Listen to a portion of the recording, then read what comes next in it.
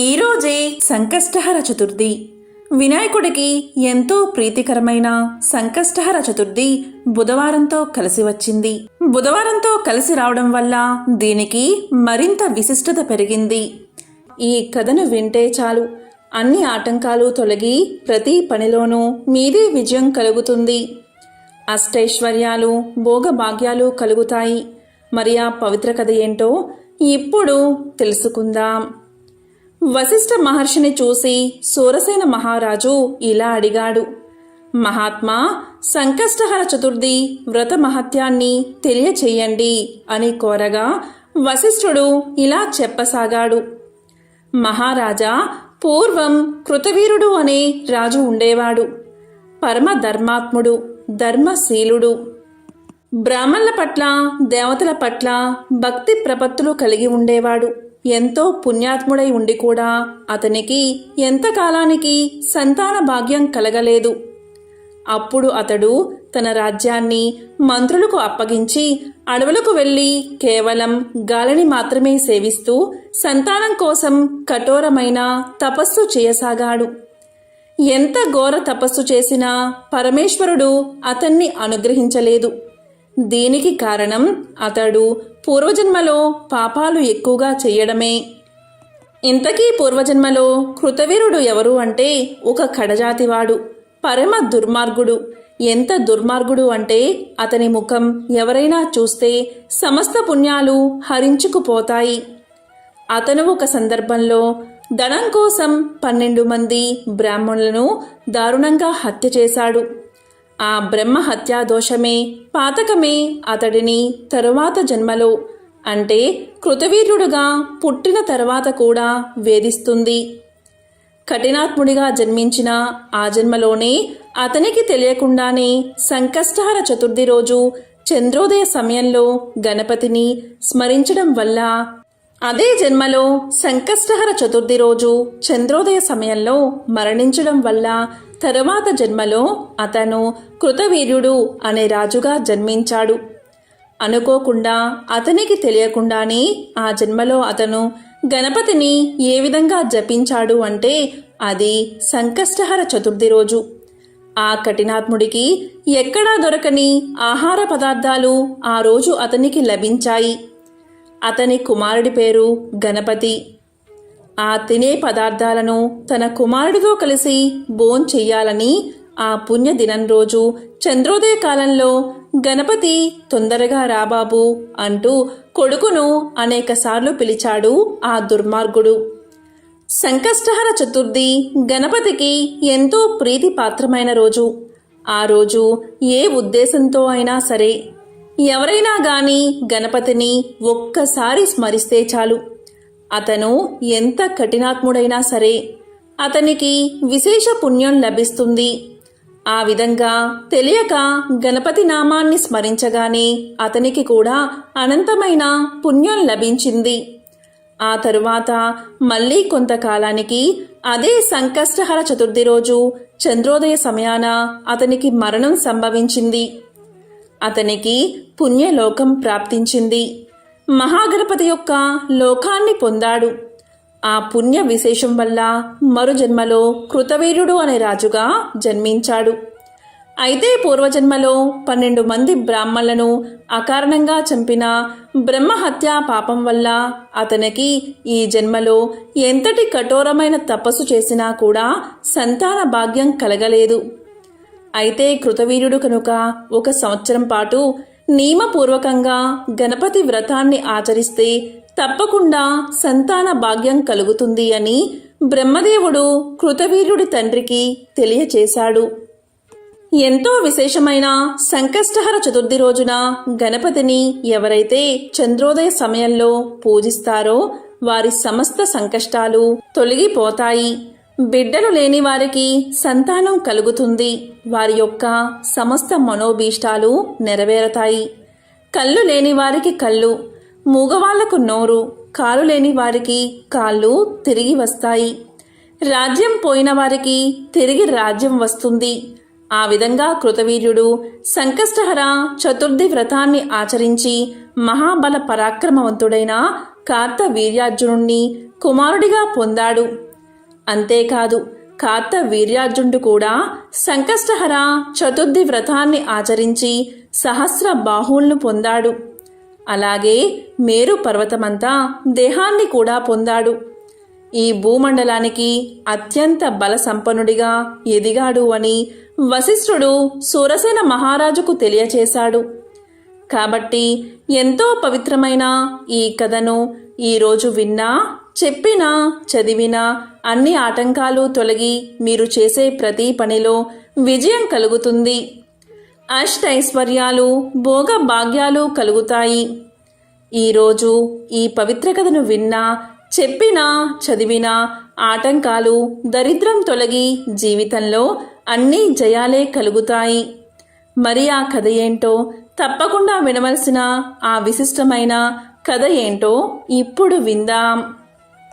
ఒకసారి బ్రహ్మ సత్యలోకంలో కమలాసనం మీద కూర్చుని పగలంతా సృష్టి చేసి అలసిపోయి కల్పాంతం సమీపించడంతో నిద్రమత్తు ఆవరించి, ఆ నిద్రమత్తులో ఆయన ఆవరించినప్పుడల్లా పర్వత శిఖరాగ్రాలు చిట్లిపోయి అగ్నులను వెదజల్లసాగాయి. నిద్ర పట్టే సమయాన కళ్ళు చెమ్మగిల్లి ఆకాశంలో గుంపులుగా కూడిన ప్రళయం మేఘాల మెరుపులతో భయంకరంగా గర్జిస్తూ ఏనుగు తొండంలాంటి వర్షాన్ని వర్షించి లోకాన్ని జలమయం చెయ్యసాగాయి. బ్రహ్మ కనురెప్పలను బరువుగా వాల్చడం ప్రారంభించేసరికి అన్ని దిక్కుల్లో కూడా గాఢాంధకారం అలుముకుంది. ఇలాంటి ప్రళయ పరిస్థితుల్లో బ్రహ్మ నిద్రించాడు. ఆయనకు ప్రళయం అనేది రాత్రి కాలం, తిరిగి నూతన కల్పారంభం కానున్న సమయం ఆసన్నమైంది. సరికొత్త జగత్తు మీద వెలుగు ప్రసరించబోతున్న తరుణంలో సరస్వతీదేవి వీణను సవరించి భూపాల స్వరాలను నెమ్మదిగా పలికిస్తూ ఉండగా బ్రహ్మకు మెలకువ వచ్చింది. ఆయన పద్మాసనం వేసి కూర్చుని 4 ముఖాలతో 4 దిక్కులా కలియ చూడసాగాడు. కింద ఉన్న జగత్తు అంతా నీటిమయమై మహాపర్వతాల్లాంటి కెరటాలతో కల్లోలంగా ఉంది.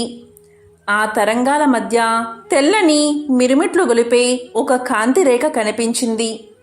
ఆ కాంతిలో తరంగాలపై తేలుతూ ఒక పెద్ద మర్యాకు, దానిమీద చందమామ లాంటి పసివాడు పడుకుని కుడికాలి బొటనవేలును చప్పరిస్తూ కనిపించాడు.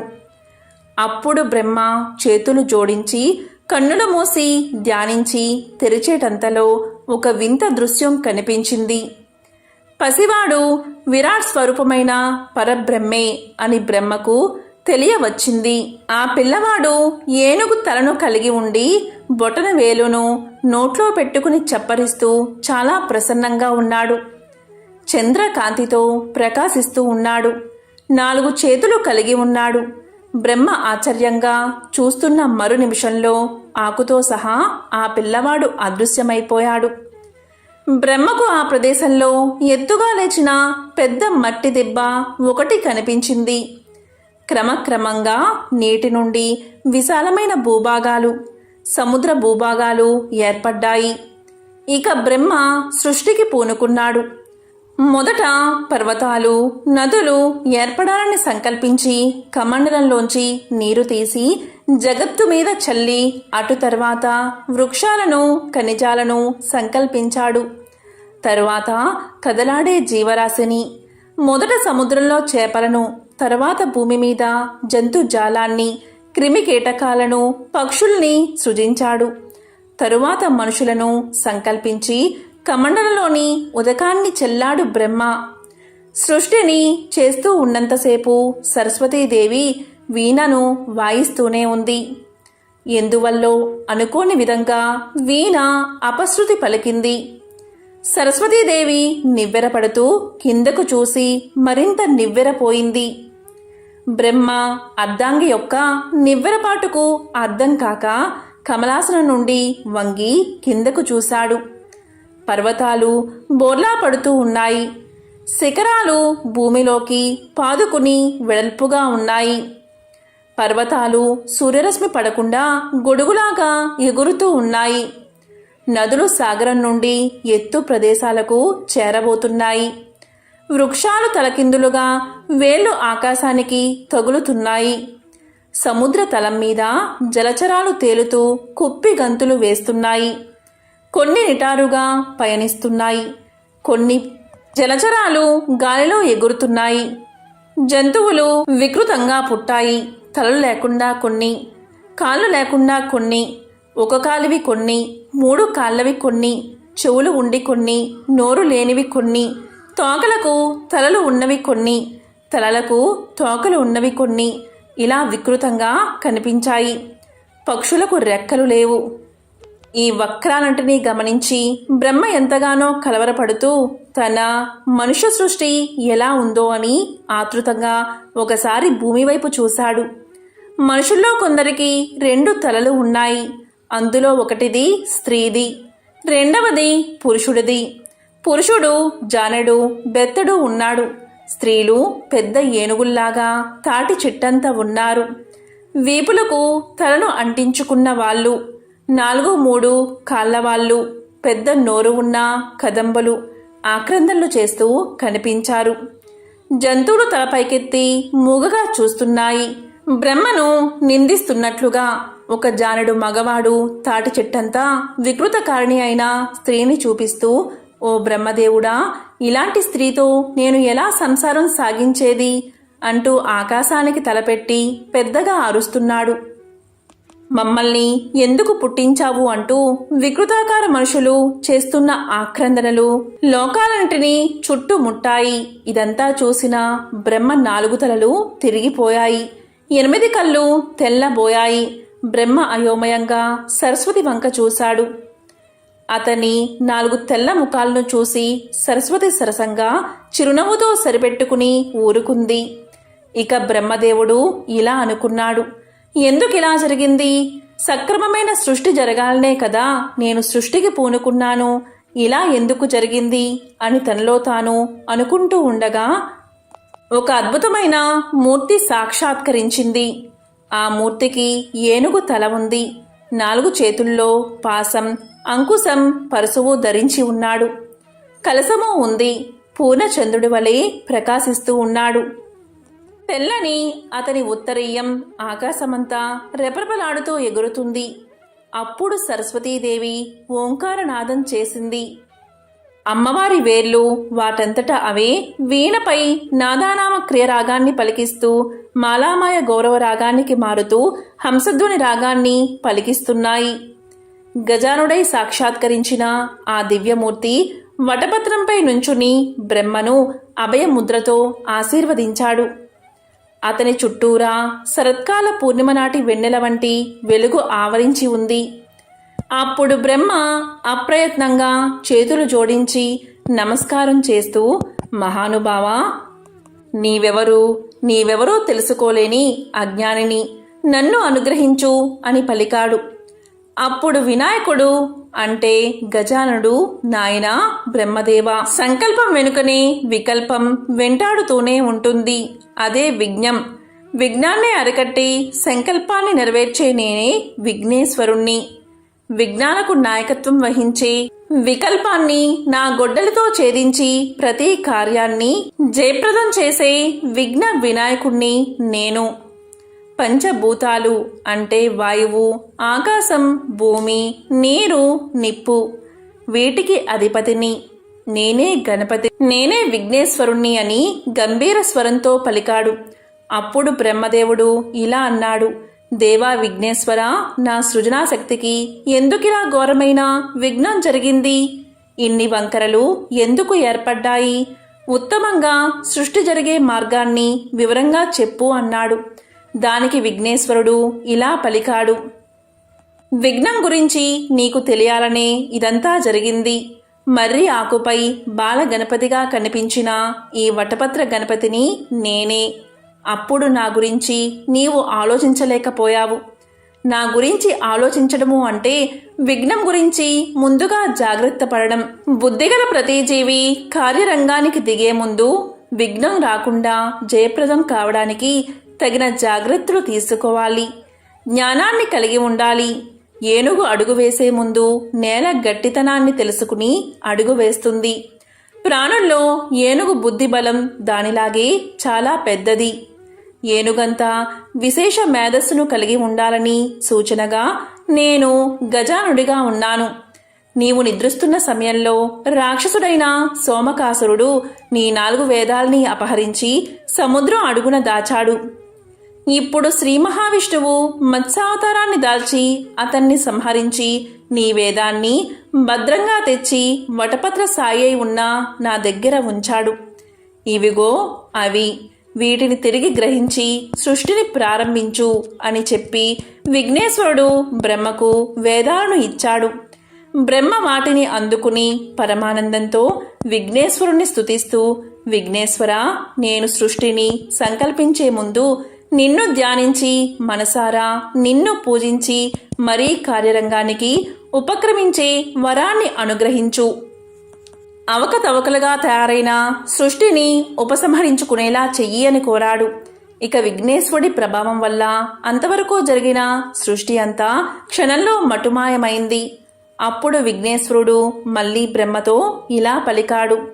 ఓ బ్రహ్మదేవుడా, వక్రతను తుండతుండాలుగా ముక్కలు చేసేవాడిని కనుక నేను వక్రతుండుణ్ణి అనే పేరును సార్థకంగా కలిగి ఉంటాను. అందుకే నా తొండాన్ని వక్రంగా ఉంచుతాను.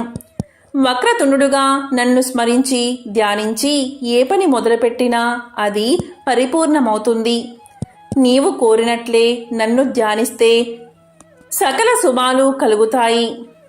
జగత్తులో అందరికీ అందుబాటుగా తొలి పూజలు అందుకునే విఘ్నేశ్వరుడిగా, విఘ్నాల నుండి కాపాడుతూ సంకల్ప సిద్ధిని కలిగించే సిద్ధి వినాయకుడిగా, సకల గణాలకు అధిపతిగా గణపతిగా, శివపార్వతులకు కొడుకుగా అవతరిస్తాను అని తెలియజేశాడు వినాయకుడు. అప్పుడు సృష్టి మరింత అందంగా కనబడసాగింది. నదులు అమృత జలాలతో నిండిపోయాయి. సుందర వనాలు, రంగురంగుల బొమ్మల్లాంటి జంతుజాలం, శారీరకంగా మానసికంగా ఉన్నతులు బలవంతులు అయిన మనుషులతో జగత్తు బ్రహ్మ చేసిన కళానిలయంగా వెలిసింది. అప్పుడు వాగ్దేవి అయిన సరస్వతి తన వాణిని సంగీతంలా ప్రాణికోటికి స్వరపరిచింది. జీవకోటి సులక్షణంగా పెరిగింది. ఎంతో విశేషమైన ఈ కథను విన్నా, చెప్పినా, చదివినా జన్మల పాపాలు తొలగి కోటి జన్మల పుణ్యం వస్తుంది. ఆ పవిత్ర కథ ఏంటో ఇప్పుడు తెలుసుకుందాం. ఒకరోజు చాలామంది పిల్లలు, వాళ్ళ వెనుక పెద్దలు గుమిగూడి ఒక చిత్రాన్ని వింతగా చూస్తున్నారు. ఆ చిత్రంలో ఒక వింతైన జంతువు భూతం చిత్రించి ఉంది. అప్పుడే మండపంలోకి ప్రవేశిస్తున్న పావనమిత్రుడు పిల్లల కుతూహలతను గ్రహించి ఇలా అన్నాడు.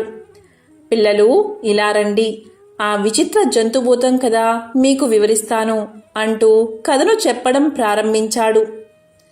ఒకసారి ఇంద్రుడు సగర చక్రవర్తి యొక్క యాగాశ్వాన్ని దాచాడు. అంతేకాదు, పృథు చక్రవర్తి యాగాన్ని సరిగ్గా పూర్తవ్వకుండా గుర్రాన్ని దొంగలించబోయాడు. ఇలాంటి పాషాణ వేషాలు ఎన్నో వేశాడు. చెయ్యరాని పనులు ఎన్నో చేశాడు.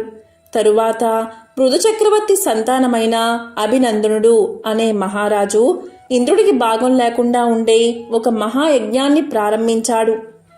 దీంతో ఇంద్రుడికి పట్టరాని కోపం వచ్చింది. దాంతో ఇంద్రుడు కాలుణ్ణి సర్వభోగాలతో తృప్తిపరిచి అభినందుడి యాగాన్ని ధ్వంసం చేయమని కోరాడు. కాలుడు కాలానికి అధినేత. జీవుల జీవన మరణాలకు కాలుడే మూలం. కాలుణ్ణి కాలయముడు, కాలధర్ముడు అని కూడా పిలుస్తారు. అప్పుడు కాలుడు యజ్ఞపురుషుణ్ణి ఆవహించి అభినందనుడి యాగ హోమాగ్ని నుండి కనీ విని ఎరుగని మహాభయంకరమైన పర్వతం లాంటి జంతువు వచ్చేలా చేశాడు. అప్పుడు అక్కడ ఉన్నవారంతా ఆ భయంకర ఆకారాన్ని చూసి పారిపోయారు. అభినందనుడు మాత్రం గణేశ భక్తుడు కావడం వల్ల అతను అక్కడే నిలబడిపోయాడు. అప్పుడు అభినందుడి గురువైన వశిష్ఠుడు ఇలా పలికాడు. రాజా, ఇలాంటి అవాంతరాలు రావచ్చని తెలిసే హోమగుండానికి ఎదురుగా ఒక పెద్ద స్వస్తిక పీఠాన్ని వేయించాను. స్వస్తిక గణేశుడి ప్రతిరూపం. గణేశుడి ప్రతిరూపంగా పసుపు ముద్దను స్వస్తిక కేంద్రంలో పెట్టి దైవాన్ని నమస్కరించు. ఆ స్వస్తిక ఈ అవాంతరాలన్నిటినీ నిర్మూలిస్తుంది అని వశిష్ఠుడు తెలియజేశాడు. ఇక అభినందనుడు అలాగే చేశాడు. అలా చేయగానే ఆ స్వస్తిక కేంద్రం నుంచి అద్భుత ప్రకంపనాలతో నాదం వెలువడి అణువులు విజృంభించి మహా జంతువు భూతాన్ని ఆవరించాయి. అప్పుడు ఆ అణువులు పెద్దవిగా పెరుగుతూ ఎలుకల్లాగా మారాయి. అనేక రంగురంగుల్లో మెరిసిపోతూ ఉన్న ఆ చిట్టి ఎలుకలు చీమల బారుల్లాగా భయంకర భూత జంతువును పట్టుకుని కొరికి కొరికి బలవంతమైన సర్పము చలిచీమల దాటికి చచ్చిన విధంగా భూతజాలాన్ని చంపేశాయి.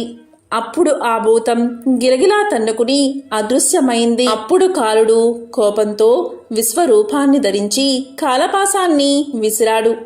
ఇక ఆ కాలపాసం గిరగిరా తిరుగుతూ ప్రళయంగా మారి అంతా చుట్టుముట్టింది. దీంతో అభినందనుడు పరాక్రమంతో దాన్ని ఛేదించడానికి ప్రయత్నించి నేలకు ఒరిగాడు. ఇక కాలపాసం మరింత విద్రుతను పెంచి జీవకోటిని అంతం చేస్తూ దూసుకుపోతూ ఉంది. ఇక వశిష్ఠుడు, సప్తఋషులు, మహర్షులు ఇంకా ఎందరో మహానుభావులు లోక కళ్యాణం కోరేవారంతా కలిసి బ్రహ్మదేవుణ్ణి ప్రార్థించారు. ఇక బ్రహ్మదేవుడు ప్రత్యక్షమై ఇలా పలికాడు: ఓ మునులారా, కాలపాసాన్ని తప్పించడం ఎవరి తరమూ కాదు. కాల ప్రభావాన్ని అరికట్టి కాలుణ్ణి నిగ్రహించగలవాడు గణేశుడు ఒక్కడే అని చెప్పి వారందరితో కలిసి గణేశుణ్ణి ప్రార్థించాడు బ్రహ్మదేవుడు. ఇక మహాగణపతి స్వస్తిక పీఠం మీద ఆసీనుడై సాక్షాత్కరించాడు. తన చేతిలో ఉన్న పాశాన్ని వదిలాడు. గణేశుని పాసం కాలపాసాన్ని ఉచ్చుపన్ని గణాధిపతి ముందు కట్టి పడేసింది. ఇక కాలుడు పరాభవంతో మండిపడుతూ అతి భయంకరంగా కోపంతో తన విశ్వరూపాన్ని చూపుతూ కాలదండాన్ని ఎత్తి దులిపించాడు. ఇక గణేశుడు అంకుశాన్ని వదిలాడు. అది కాలుణ్ణి తరుముతూ తరుముతూ గణేశుని పాదాల మధ్య ఇరుక్కుపోయే విధంగా చేసింది. అప్పుడు వినాయకుడు 2 పాదాలతో కాలుణ్ణి గట్టిగా నొక్కాడు. అప్పుడు కాలుడు విఘ్నేశ్వరు నుంచి బయటపడి వినాయకుడికి నమస్కారం చేసి ఇలా పలికాడు: గజానన, గణేశ, వినాయక, నీ మహాపాసం ముందు నా కాలపాసం ఎంత? విశ్వాన్ని అదుపులో ఉంచే నీ అంకుశం ముందు నా దండం ఏపాటిది? పర్వతం లాంటి భయంకర ఆకారాన్ని నీ వాహన రూపాలైన చిట్టి ఎలుకలు చంపేశాయి. నీవు దయచేసి నన్ను క్షమించు అని వేడుకున్నాడు. ఇక గణపతి ఇలా అన్నాడు: కాల, ఇతరుల పన్ని నెత్తిన వేసుకోవడం కోరి ముప్పును తెచ్చుకోవడమే. నీ ధర్మాన్ని నీవు నిర్వర్తించు, ఇక్కడి నుంచి కదిలి వెళ్ళు అని మందలించాడు. ఇక కాలుడు మెలివేసిన చేతులతో చెవులు పట్టుకుని 3 సార్లు గుంజీలు తీసి లెంపలు వేసుకుని బుద్ధి ఆ ఇంద్రుడి మాట విని ఇలా చేశాను, బుద్ధి వచ్చింది దేవా అని ఇలా పలికాడు: విఘ్నేశ్వరుడైనా నిన్ను నమ్మి వచ్చిన వారి జోలికి నేను ఇక నుంచి పోను. వారికి వ్యాధులు సోకవు, వారికి విఘ్నాలు ఉండవు అని చెప్పి సెలవు తీసుకున్నాడు కాలుడు. ఇది జరిగిన తర్వాత కాలుడి వల్ల నేలకు ఒరిగిన అభినందన మహారాజు అతని పరివారమంతా సజీవులుగా నిద్ర నుండి లేచినట్లు లేచారు. పూల వర్షం కురిసింది. వినాయకుణ్ణి విఘ్నేశ్వరుడు అని, విఘ్నరాజు అని అందరూ కీర్తించారు. అప్పట్నుంచి ఏ మంచి పనికైనా శుభకార్యానికైనా అందరూ స్వస్తికను ముగ్గుగా తీర్చిదిద్దడం, విఘ్నేశ్వరుడి ప్రతిరూపంగా పసుపు ముద్దను ఉంచి పూజించడం సాంప్రదాయంగా మారింది. కాలపురుషుణ్ణి భంగపరిచి పాదక్రాంతుణ్ణి చేసుకున్న విఘ్నేశ్వరుడి మీద విశ్వాసం కలవారు, విఘ్నేశ్వరుడి ఆశీర్వాద బలం ఉన్నవారు కాల ప్రవాహానికి ఎదురేది విజయాన్ని సాధించగలరు అని పావనమిత్రుడు ముగించాడు. దానికి అక్కడ ఉన్న వారంతా ఆ తెలియని విషయం తెలుసుకుని ఎంతో సంతోషించారు. ఒకానొకప్పుడు ఇంద్రుడు తన విమానంలో వినాయకుని గొప్ప భక్తుడు అయిన భృగుండి అని ఋషి దగ్గర నుంచి ఇంద్రలోకానికి తిరిగి వెళ్తూ ఉన్నాడు. మార్గమధ్యలో గర్సేన్ అనే రాజు రాజ్యం దాటే సమయంలో అనేక పాపాలు చేసిన ఒకానొక వ్యక్తి ఆకాశంలో పయనించే ఆ విమానంపై దృష్టి సారించాడు. అతని దృష్టి సోకగానే ఆ విమానం చటుక్కున భూమిపై అర్ధాంతరంగా ఆగిపోయింది. ఆ ఇంద్ర విమానం అద్భుతమైన వెలుగుకి ఆశ్చర్యపోయిన ఆ దేశపు రాజు సురసేనుడు గబగబా బయటకు వచ్చి ఆ అద్భుతాన్ని చూసి ఆశ్చర్యపడుతూ చూస్తూ ఉన్నాడు. అక్కడ ఇంద్రుణ్ణి చూసి ఎంతో సంతోషించాడు మహారాజు. ఆనందంతో నమస్కారం చేశాడు.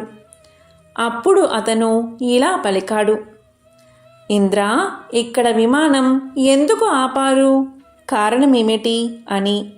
అప్పుడు ఇంద్రుడు ఇలా సమాధానం చెప్పాడు, ఓ రాజా, మీ రాజ్యంలో పాపాలు అధికంగా చేసిన వ్యక్తి ఎవరిదో దృష్టి సోకి విమానం మార్గమధ్యలోనే అర్ధాంతరంగా ఆగిపోయింది అని తెలియచేశాడు.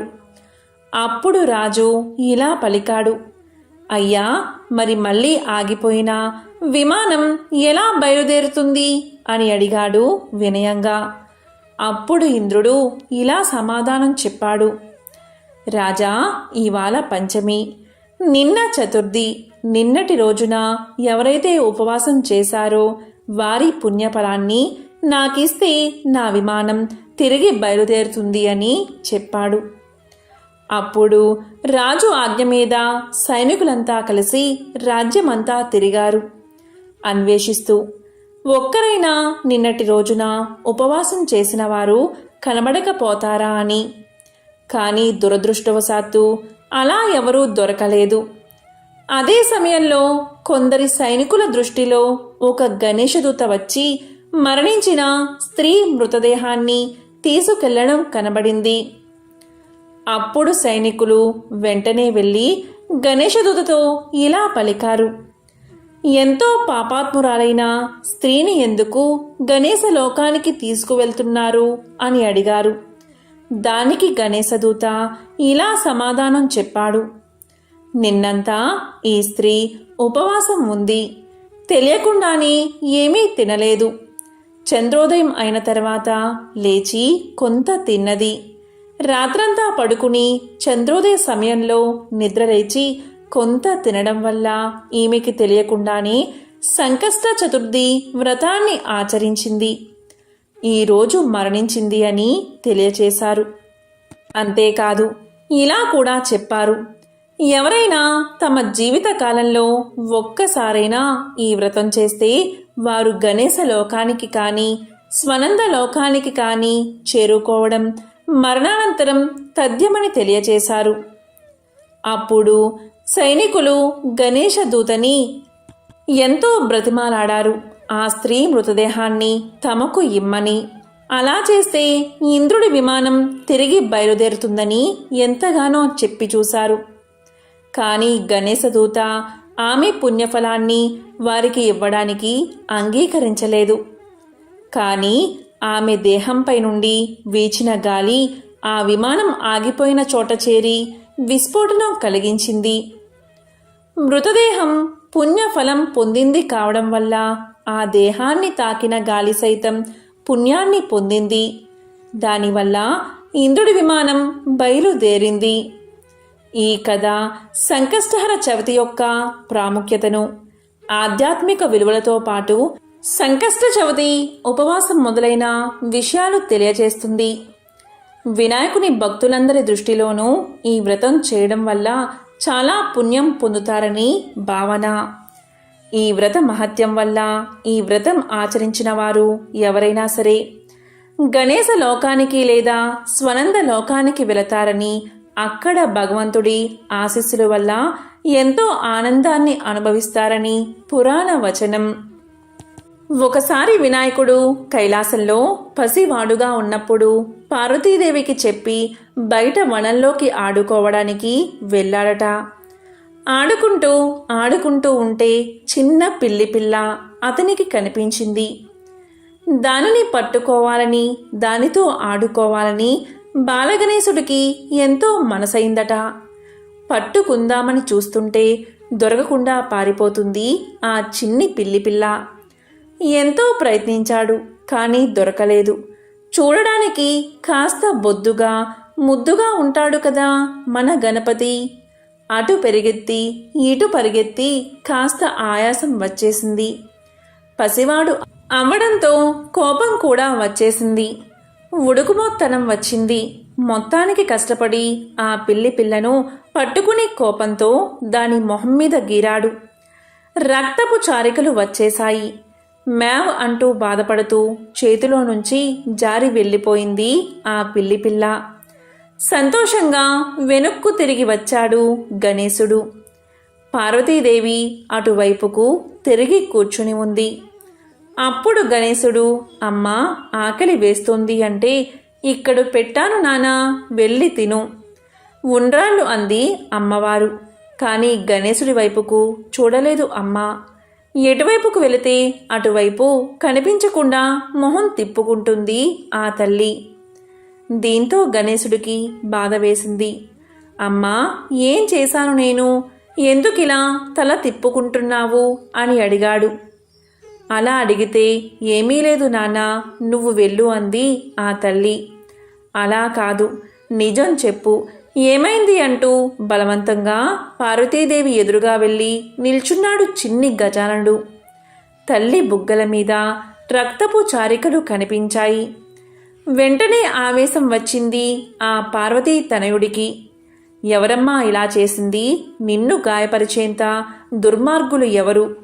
చెప్పు, వెంటనే వెళ్ళి వాళ్ళను కొట్టి వస్తాను అన్నాడు. వేరే వాళ్ళైతే నువ్వు కొట్టి వస్తావు, చేసింది నువ్వే కదా అన్నది ఆ తల్లి. అదేంటమ్మా, నేను నిన్ను గాయపరచడం ఏమిటి అని ఆశ్చర్యపోయాడు బాల గణేశుడు. అప్పుడు పార్వతీదేవి నవ్వి, పిచ్చి తండ్రి, నీ ఎదురుగా కనిపిస్తున్నా నేనే నీకు అమ్మను అనుకుంటున్నావా? నేను ప్రపంచంలో చీమ మొదలు ప్రతిదానికి తల్లిని కదా. నువ్వు ఇందాక ఏం చేసి వచ్చావు, ఒక్కసారి గుర్తు తెచ్చుకో అని అడిగింది ఆ సర్వమంగళాదేవి. వెంటనే అర్థమైంది బాల గణేశుడికి. వెంటనే కన్నీళ్లతో గబగబా పరిగెడుతూ వనంలోకి వెళ్ళిపోయాడు. వనం మొత్తం తిరుగుతూ పిల్ల కోసం వెతికాడు. ఒక చెట్టు పొదల్లో మూలన కూర్చుని బాధగా అరుస్తుంది ఆ చిన్ని పిల్ల. ముఖం మీద గణేశుడు చేసిన గాయం తాలూకు రక్తపు చారికలు. వెంటనే దాన్ని దగ్గరకు తీసుకుని గాయాలకు మందు పూసి దానికి తినడానికి పెట్టి అప్పుడు వదిలిపెట్టి ఇంటికి వచ్చాడు గణేశుడు. ఇంటికి వచ్చేసరికి మొహం మీద గాయాలన్నీ మానిపోయి చల్లగా నవ్వుతూ ఎదురు వచ్చింది అతని తల్లి పార్వతీదేవి. చూడగానే తలవంచుకున్నాడు గణేశుడు. ఎక్కిళ్ళు పడుతూ, అమ్మా పొరపాటు చేశాను, మన్నించు అంటుంటే అప్పుడు ఆ తల్లి ఏమని చెప్పిందో విని ప్రతి ఒక్కరూ కూడా విని తెలుసుకుని ఆచరించాల్సింది. నాన్న, ప్రతి ఒక్క జీవిలో కూడా భగవంతుడు ఉంటాడు. నీవు నీ తల్లిని చూడగలిగితే ఎవరినీ బాధించలేవు. ఇది ప్రతి ఒక్కరూ జీవితంలో ఆచరించవలసింది. అనవసరంగా ఎవరినీ నొప్పించడం, శారీరకంగా మానసికంగా హింసించకూడదు. హింసించి పూజ చేశాను, వ్రతం చేశాను అంటే ఫలితం ఉండదు. అందరితో మంచిగా ఉంటూ ఉంటే అనుకోకుండానే తెలియకుండానే మనకు మంచి జరుగుతుంది అని ఆ తల్లి బాల గణేశుడికి చెప్పింది అని మన పెద్దవాళ్ళు చెబుతూ ఉంటారు. నలుగురితో మంచిగా ఉండడం, వీలైనంత సాయం చేస్తూ కలిసిపోవడం అనేవి మంచి లక్షణాలుగా ఆ పార్వతీ తనయుడికి తల్లి పసివయసులో బోధించింది. ఎంతో పవిత్రమైన విశిష్టమైన ఈ సంకష్టహర చతుర్థి రోజు ఈ కథలను వింటే చాలు, ఆ వినాయకుడి అనుగ్రహం తప్పకుండా మీకు కలుగుతుంది. ఓం గం గణపతయే నమః.